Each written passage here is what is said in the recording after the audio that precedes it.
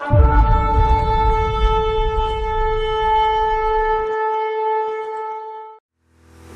बहुत आसानी से समझते हैं कि प्रभु यीशु परमेश्वर है, लेकिन इस बात को समझना कि प्रभु यीशु इंसान है जो हर प्रलोभन जिसका हम सामना करते हैं या हर वो बात जो मनुष्य की कमजोरी से रिलेटेड है, हर उस चीज को उसने अनुभव किया। एक मिनट के लिए आप इसको सोचिए।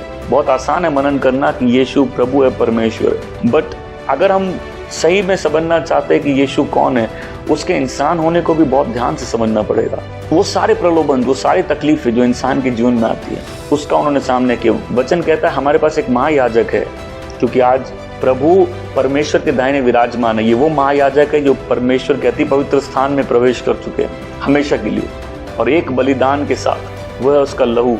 तो जब भी कोई महायाजक होता है, महायाजक अगर खुद एक इंसान नहीं है तो हमको नहीं समझ पाएगा। इसलिए वचन कहता है हमारे पास एक ऐसा महायाजक है जो हमको समझता है। He understands the pain, वो ह्यूमन लाइफ की डिफिकल्टी जानते हैं। तो यीशु खुद जो इंसान था वो बिना प्रेयर के नहीं थे। He was not a prayerless person। उनका प्रार्थना का जीवन था। तो हम कैसे जो अपने आप को प्रभु के चेले या प्रभु के विश्वासी कहते हैं, हम कैसे बिना प्रार्थना के आगे बढ़ पाएंगे?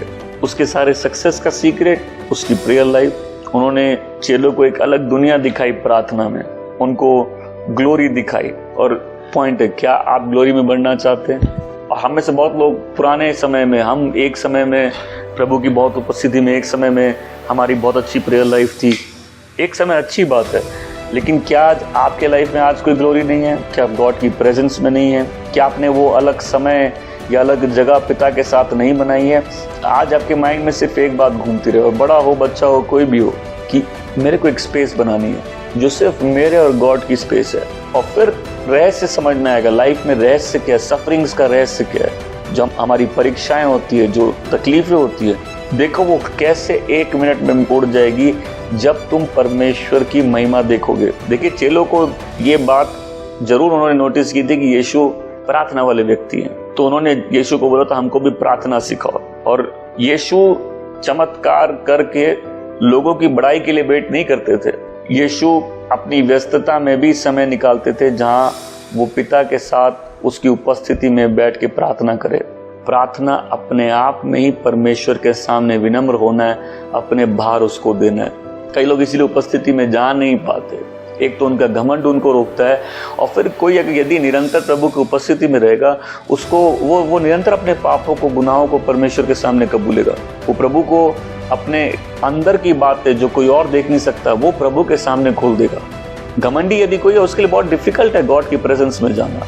बट एक जगह है, एक स्थान है, हम आके अपनी सारी बातें परमेश्वर को बता सकते हैं।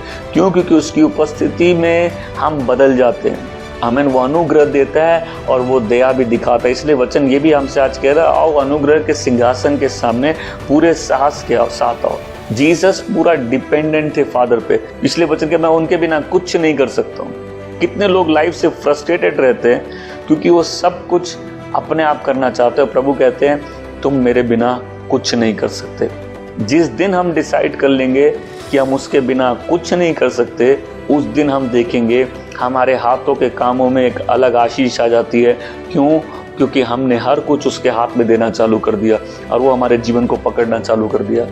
एक प्लेस है कंप्लीट सरेंडर की। एक प्लेस है जहाँ सामर्थ मिलता है। ये वही जगह है जो पहाड़ है। ये अपना एकांत का स्थान है, ये अपना अकेले का स्थान है, ये एक पर्सनल स्पेस है। तो इसलिए घमंडी व्यक्ति प्रार्थना नहीं कर पाता। जो टूट जाते हैं वो प्रार्थना करना सीख जाते हैं। इसलिए कई बार हम लोग प्रार्थना करना तब सीखते हैं जब हम लोग हर जगह से हार जाते हैं। आप विश्वासी बन सकते हैं, लेकिन प्रार्थना मतलब एक लाइफ है जहाँ परमेश्वर के ऊपर निरंतर डिपेंडेंट है। और ये हर विश्वासी की कहानी। आप प्रभु में आते हैं, पूरा समर्पित करते हैं अपने आप को, लेकिन आप भूल जाते हैं विश्वासी जीवन भी समर्पण से चलता है। विश्वासी जीवन भी परमेश्वर के अनुग्रह से चलता है। और फिर हम अपने बल में, अपनी शक्ति में अपना जीवन जीने चाहते हैं, और हम भी चेलों की तरह वैसी फेलियर को एक्सपीरियंस करते हैं जहाँ हर जगह से हमको खाली हार मिलती है। और फिर जब आदमी टूटता है तब प्रार्थना करना चालू होता है। एक ब्रोकननेस अपने आप आदमी को प्रार्थना करना सिखा देती है। जब आदमी का अपने ऊपर से, अपने फ्लैश से वो क्या कर सकता है, पूरा कॉन्फिडेंस ब्रेक हो जाता है।